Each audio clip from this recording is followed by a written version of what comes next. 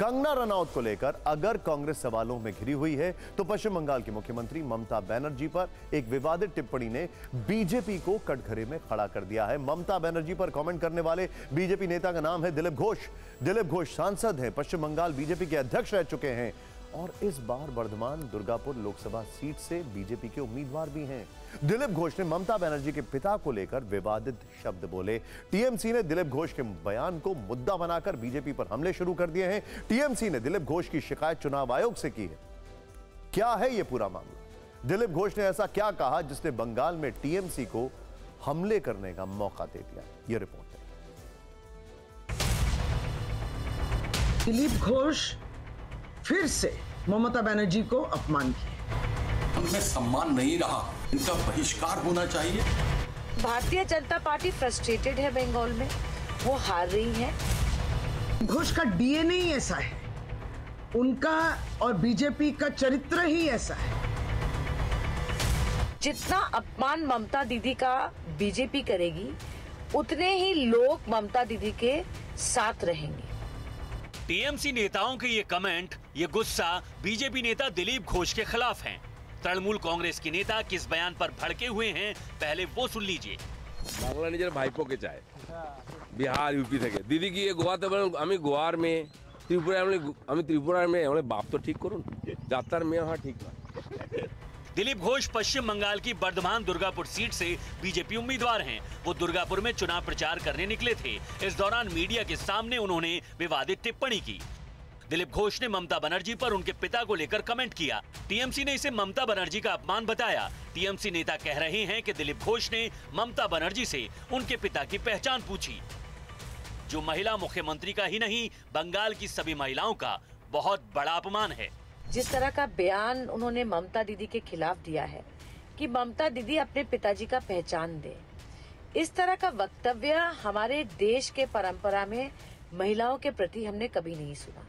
Bardhaman Durgapur seat पर दिलीप घोष का मुकाबला टीएमसी के कीर्ति आजाद से है, इसलिए कीर्ति आजाद हमलावर हैं। दिलीप घोष और भाजपा की मानसिकता रोज रोज उजागर हो रही है कि किस प्रकार से यह नारी शक्ति का अपमान करते हैं। टीएमसी ने दिलीप घोष के विवादित बयान को कंगना रनौत पर की गई टिप्पणी से जोड़ दिया। टीएमसी के नेता पूछ रहे हैं कि कंगना रनौत पर सुप्रिया श्रीनेत के कमेंट पर सवाल पूछने वाले नेता कहां हैं? दिलीप घोष के आपत्तिजनक बयान पर बीजेपी चुप क्यों है? यह पहली बार नहीं था जब दिलीप घोष ने लाइन क्रॉस करके कोई बयान दिया हो, लेकिन राजनीति में क्या लक्ष्मण रेखाएं सिकुड़ती जा रही हैं।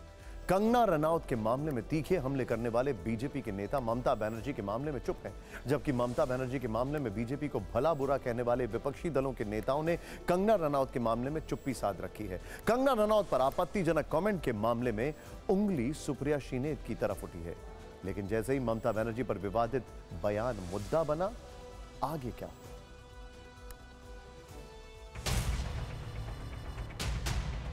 दिलीप घोष पश्चिम बंगाल बीजेपी के पूर्व अध्यक्ष हैं, मेदिनीपुर से सांसद भी हैं।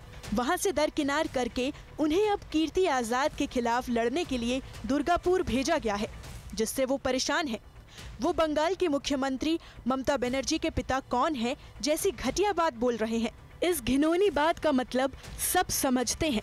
बड़े हल्के और ओछे आदमी हैं दिलीप घोष। बीजेपी के नेता क्या इस पर कुछ बोलेंगे या पहलवान बेटियों के मामले की तरह इस पर भी खामोश रहेंगे?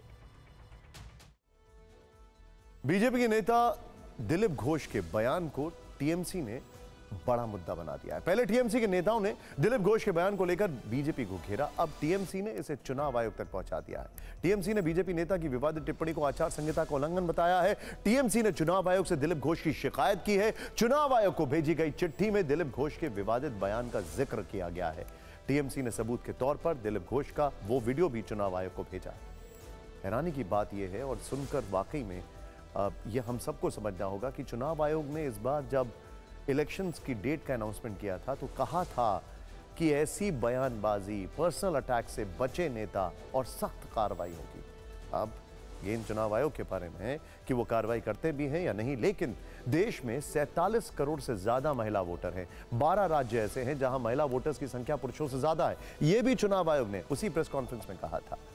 देश की राजनीति और देश के भविष्य के लिए महिलाओं का सम्मान सर्वोपरि है, लेकिन राजनेताओं को आचार संहिता से भी ज्यादा मर्यादाओं की संहिताओं का ध्यान रखना चाहिए।